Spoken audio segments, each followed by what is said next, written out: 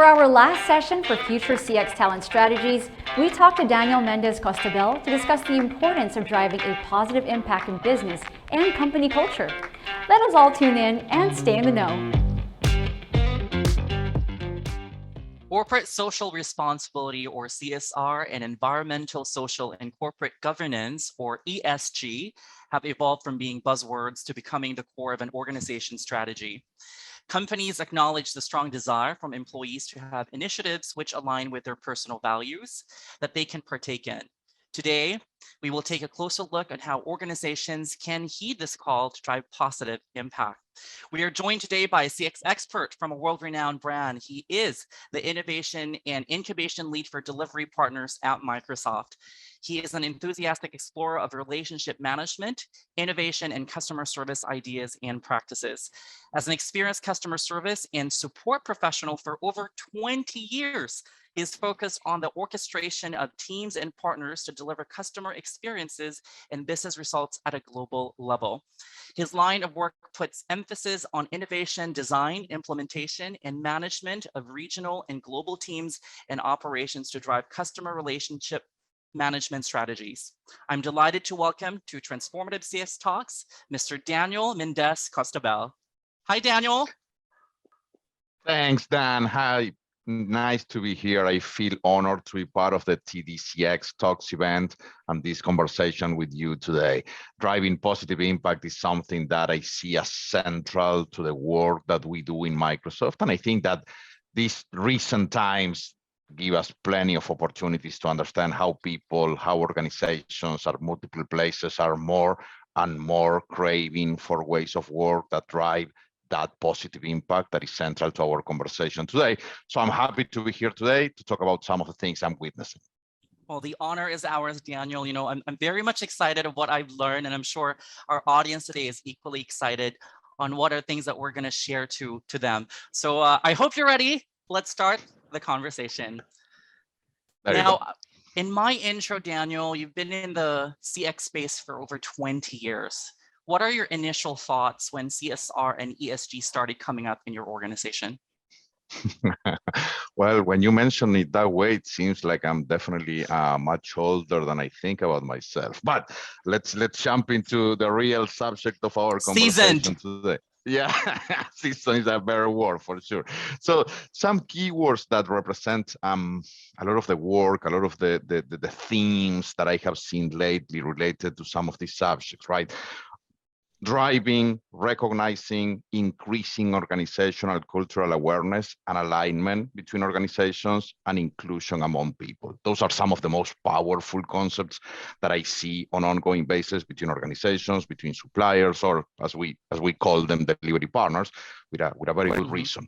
Also, finding ways to recognize existing needs in different markets, different groups of people, creating consistent solutions. For example, you know, the whole concept of hybrid, right? As a way of work for more and more people, recognizing what people need and what we can do and how we can support it, how we can support them. In my work with suppliers, which again, by the way, in Microsoft, we call them delivery partners, we recognize that partnership is key. And the time for traditional or more traditional relationships between clients and suppliers has changed for us. And not just during the last couple of years of the pandemic, but before that. It's important for us to recognize that and to aim in a certain direction. Both sides, the delivery partner, the client, however you want to call it, need more today because our customers and our teams are needing more today, creating ways to transition into a always maturing partnership, because it's a journey. It's not something that ends at any point, to be honest. It's a transformational effort that drives that positive impact that you were mentioning.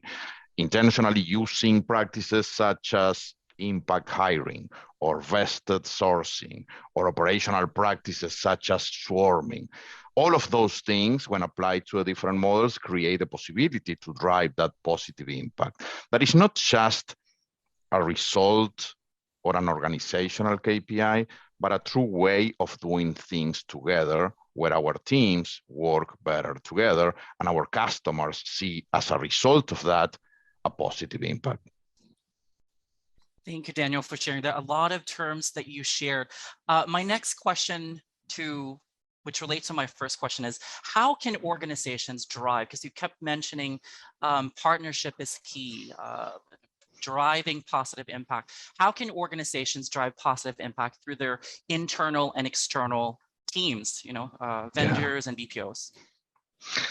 And that's spot on question, right? The how we do, because again, as you were saying, and I think you were also spot on in your introduction, is moving beyond buzzwords, right? Again, buzzwords are great, but at the same time, you need to land at a certain point and make the transformation happen, right?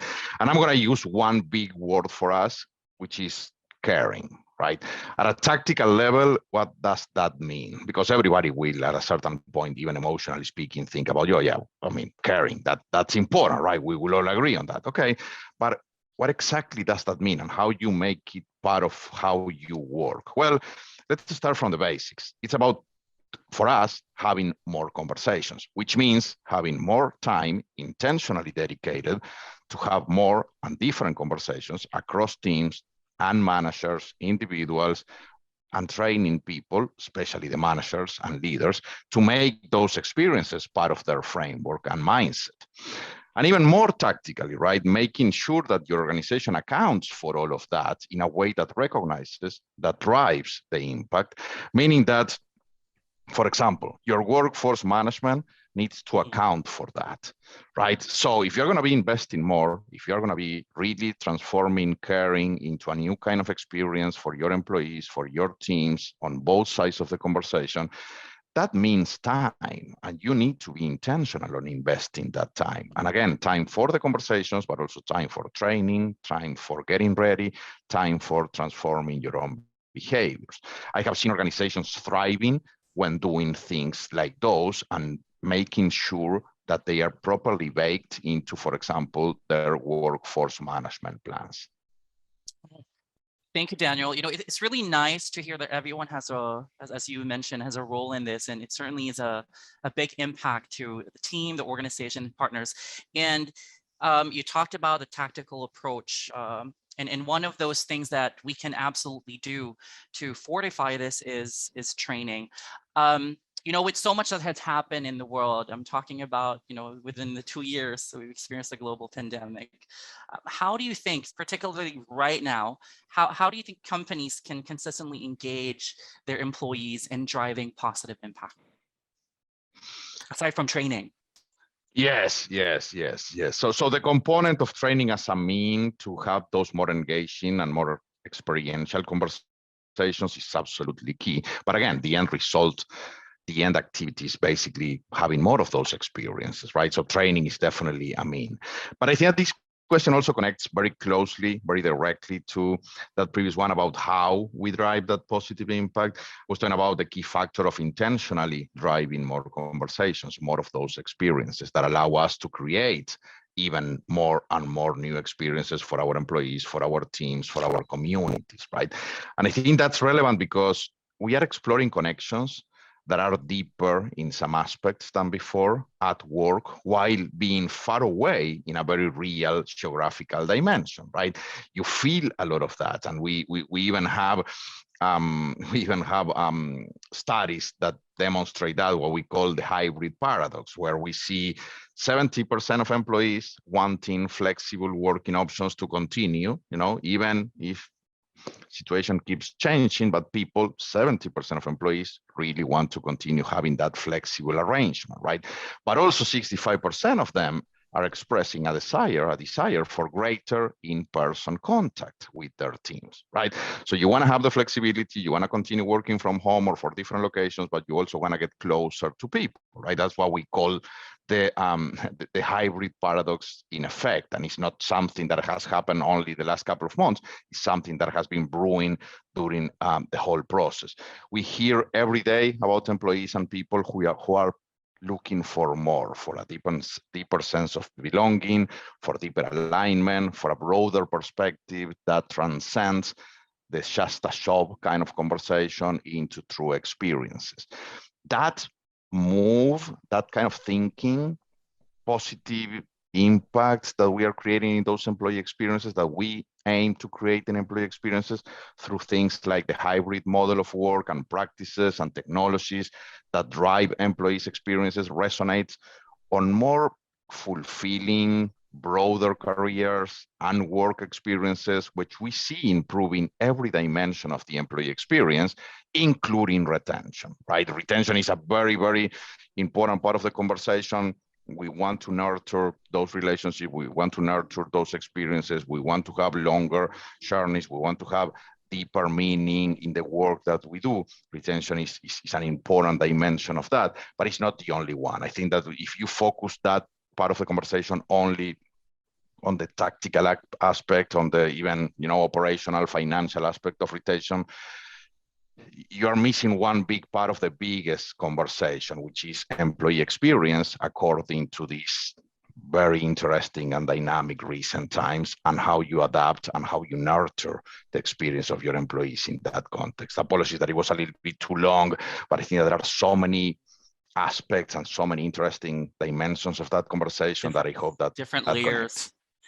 It certainly does, and thank you for sharing that to all of us. It's really lovely to know that there's so many ways on how we could rally to our employees and create a strong culture of driving positive impact inside and out of the company. I think what I love about what you shared is that it's experiential conversation, and this is such a power word. It's intentional. Yes. That care, it's intentional. My next question is, talking about, we've talked about how we can consistently engage our employees. What are challenges should companies anticipate in staying through with their sustainability efforts? Because you talked about, the churn you talked about, especially right now, given the situation and we're at the time we're in, there's, a lot of employees who are probably giving up, resigning. How can we nurture this and fortify this aspect? And I think that's the connecting point, right? Or the connecting thread, the whole concept of there is a broader aspiration, right? What I was mentioning a couple of minutes ago about, in many other places or in many other times, expressions like just a job and that kind of stuff work very well for some dimensions of the engagement between organizations and employees and so on.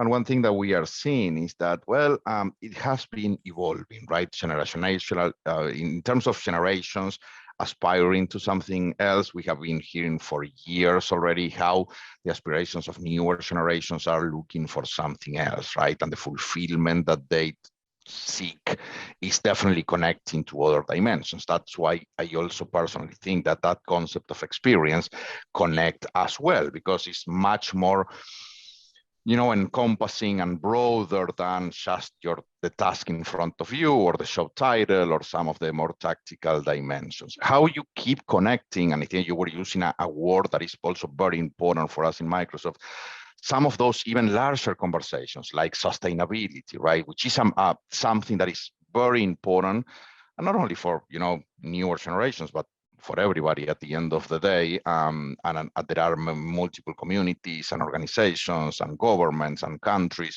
being very active on driving that conversation and connecting the dots between what I can do at an individual level, what organizations or societies can do at a more global level.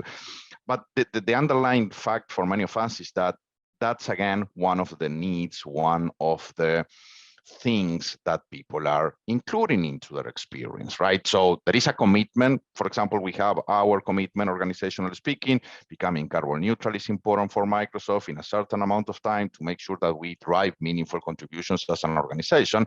And at the same time, connecting that with not just the overall organizational effect, but also how that helps people and what people need to do on an individual basis, which is a dimension that many times is difficult to connect, because it's like, okay, what are you going to be doing on your own, right? And I don't know, maybe it's recycling, maybe it's using less of this or that or whatsoever, right? But to me, the meaningful point, besides the specific activities, is we are recognizing that that's important, that is part of a conversation that is relevant to each one of those employees, and that it becomes part of that overall experience. In the past, maybe it was not even a reasonable conversation, right? I mean, maybe somebody was in a hiring process and people were not really thinking about, okay, how sustainability works for your organization, how I can contribute to that. Today you see that. Today you see the hybrid paradox in place, and you see people worrying, and you see people thinking about those dimensions. So long story short, I think that the trend, the theme behind that is basically the aspiration of connecting to that broader employee experience, that when you see companies, when you see organizations driving, intentionally driving, you see really good results. Thank you, Daniel. We're talking about improving employee retention. Does it also impact brand loyalty among customers? I definitely think so. I definitely think so. And there are some studies behind that, and some traditional approaches in terms of how you create the right satisfaction among your employees, and that immediately or somehow translates into a positive effect with your customers, which sounds pretty rational in most of scenarios. But I think that even today, when we are all recognizing the complexity of those experiences, I think that one big shift that I am seeing is that many companies are trying to go over the simplify aspects of that, because you recognize that when you start thinking about experiences, especially life experiences, are rich, right? I mean, it's not one dimension, it's not one aspect, it's not one thing, right? You're talking about your life, you're talking about your own individual aspirations, your family, your network, your people around, right? So it's much richer than just one dimension. And considering that, and people being self-aware, including those as part of what I was mentioning earlier, right? Those deeper conversations, I think that's a really important factor that is also cascading into better experiences for your customers. Thank you, Daniel. I mean, you're right. There's a lot of concepts to talk about this. There's so many different layers. It could seem very easy, but if you look at it, there's so much to learn about this. You're talking about experiences. You're talking about starting with a tactical approach, experiential, intentional, those beautiful words.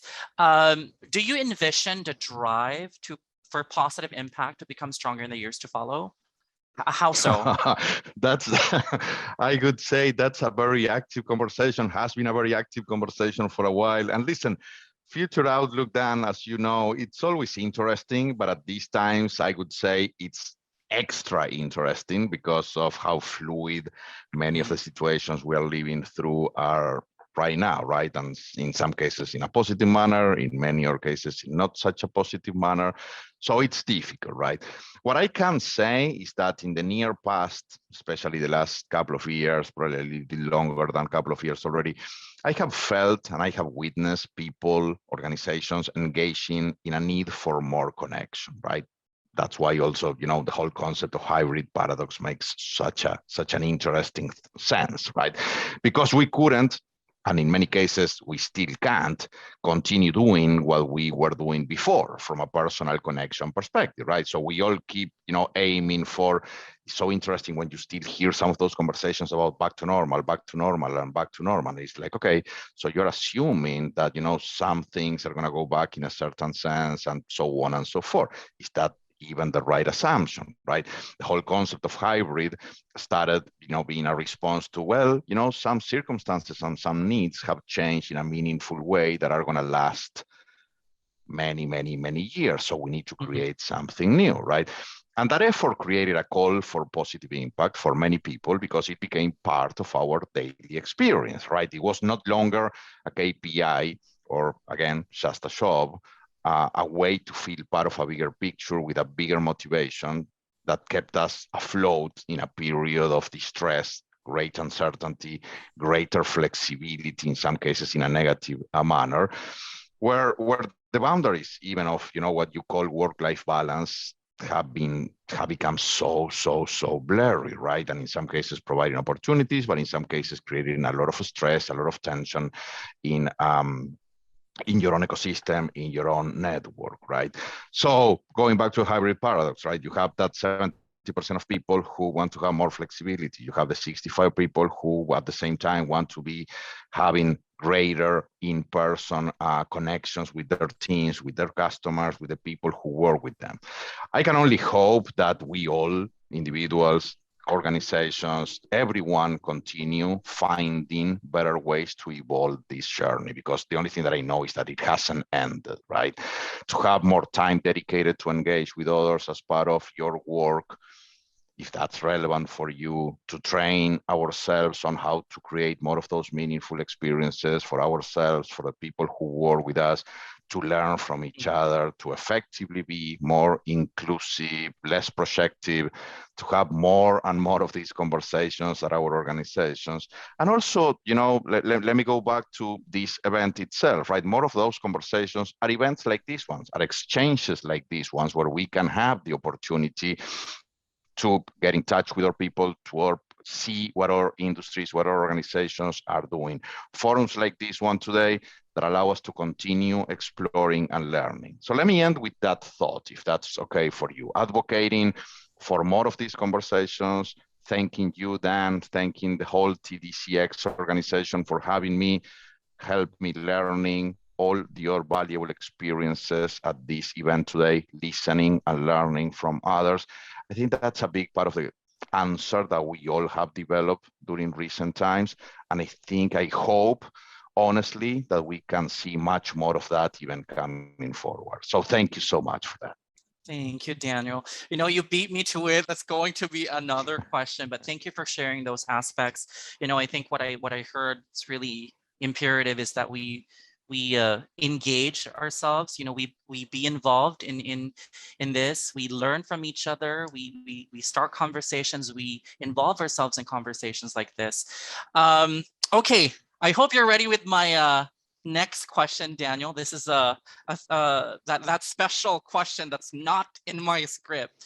I have two, and I'm going to start with this first. You've been around, you've seen CSR and ESG, you know how much this has grown as part of organizations. Has there been a very memorable CSR event that you have done that you could share to everyone, and what made it successful? That's a great question, especially because I at a certain point, I started thinking about those events in the same thing, using some of the same concepts and words in terms of describing experiences, right? And to me personally, I have been part of many of them, a lot of value. To me, the whole thing is about exchanging and learning from others. So I definitely personally prefer events, and I have been attending many in different communities. That is, prefer communities that I have in some circles for some specific businesses, from buyers forums into, intentional communities across CX, customer service, you name it. The ones that work for me, the ones that I really, really crave, that I want to do more, that I really look forward to go, are those where instead of just having a bunch of, speakers with presentations, you have really those opportunities to engage, to collaborate, to have panels where people can exchange, ask each other, ask people who are attending, who are witnessing how the thoughts are flowing, to have that interaction. So I definitely prefer the working kind of environment instead of just presentations kind of environment, which is one of the things that also, the last couple of years, and again, with all the approach to digital events, has also evolved in a very interesting way, right? Because we all recognize that even if in the past was difficult to, listen to, 3 or 4 hours or 6 hours of presentations, today is even much worse, right? Nobody wants to be in a call listening to presentations for even 2 hours, or in some cases, even 1 hour is already too much, right? It's very easy to lose your attention. It's very easy to do, multitasking and so on and so forth. So I think that is evolving. And again, to me, what makes the deal really relevant is having a more collaborative approach. Listening, yeah, there are experts, there are things that we can learn, but also being able to, raise your hand, be part of the conversation. That's what I crave for. Oh, thank you, Daniel. All right, my last question is, if you're going to encapsulate CSR and ESG in one word, what would that be for you?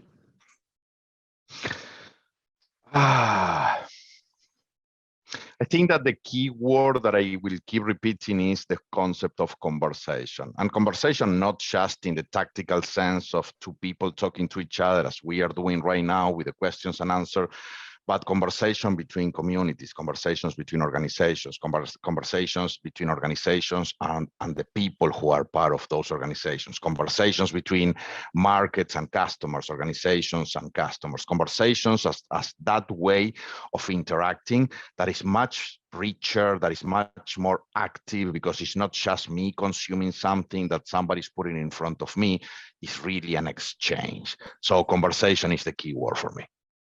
I love it. Thank you very much. And this conversation has been deeply encouraging, and it's great to learn from you, Daniel, that today's leader, like yourself, helped fuel the call to make a positive impact in our society and as well as in our environment.